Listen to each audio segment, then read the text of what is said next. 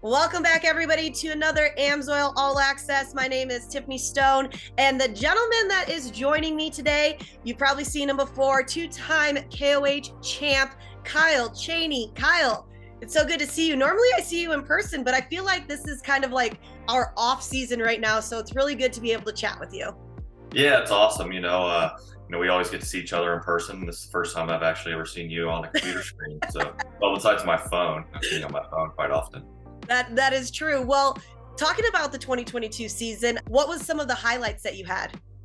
Yeah, we started the year with KOH. We did 3 races there. The Desert Challenge, we ended up second. The UTV rock race, we ended up winning that again 2 times in a row. So this year we'll be going for 3. And the 4400 race with the big trucks.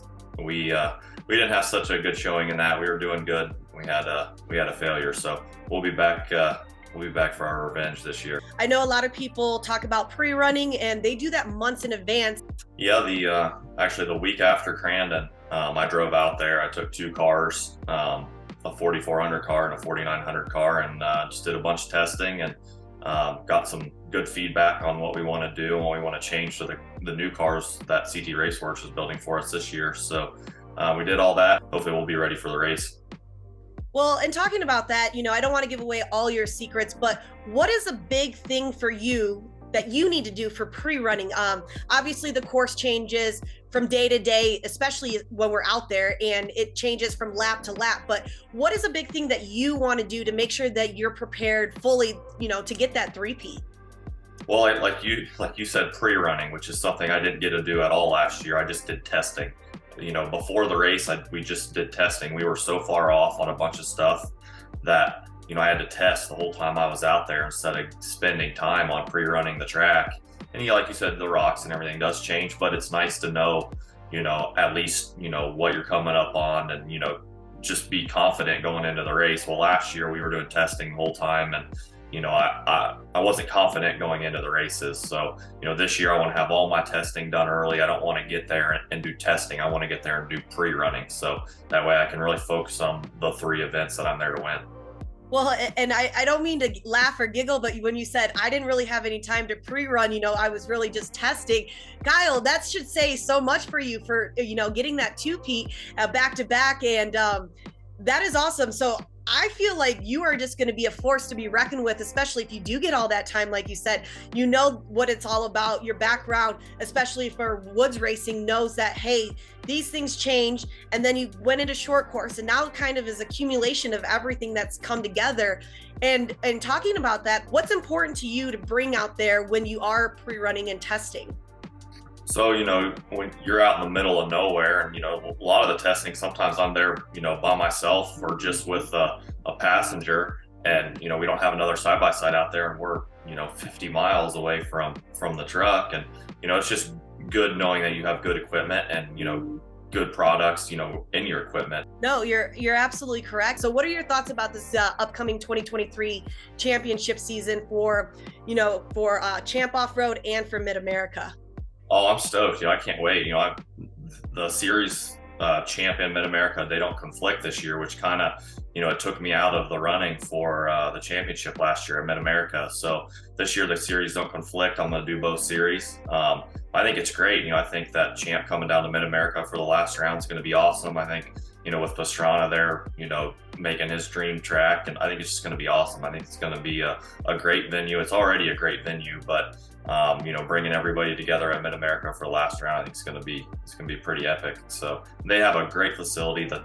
I'm sure the new track they're building is going to be awesome. Their current track there is great, so I'm looking forward to some awesome racing down there. And I think we start like the month after Hammers, like March is our first race down there. So I've already started on that car. So it's nonstop. It's trying to race full time. It's definitely a nonstop, 24-hour a day, 365 a year. Minus the hunting, of course. And when you're it's still it all, like, even when I'm hunting, it's still in the back of my mind. We still got stuff rolling. You're absolutely correct. Then I was going to ask you about this, but I'm assuming that it won't happen. But is there any chance that you might take on the 4900 class in Ultra 4 USA? Maybe. I don't know. Possibly. I Okay. have been thinking about it. It's just, I've already got a lot of racing to do with Mid America, Champ, King of Hammers, and then Nitro Rally is supposed to be adding like a mod class, I guess, for next Okay. year, and their schedule next year is like 8 rounds too. So, and they're supposed to be paying big money. I don't know what I'm gonna do. I would love to do the 4900 and Ultra 4. I don't know. It's possible. It's definitely possible. I guess it just depends on how much I want to be in that driver's seat. That is true. No, and that's the thing, like you were saying, you've got so much going on. Kyle, seriously, thank you so much for taking the time. I appreciate it. Going forward to 2023, what is your one main goal that you really, really want to have happen that next year for you? We've focused on the Can-Am, and side by side the last decade, and I feel like we're pretty much at the top of the game anywhere we go. We're pretty much competing for, podium spots. So, we're still going to put the effort into that, but, we really gotta get on this Pro 4 for next year. We had a slow start, and it's just a super tough class to get in and be competitive. But, like I said, this is the earliest we've ever started working on it. Like we're working on it now. It's nonstop. We're pretty much Pro 4 until the first Pro 4 round. So we're going to try to get a bunch of testing in before season, and this is, it's time to, to try to get up there and battle with the top guys in Pro 4. Awesome.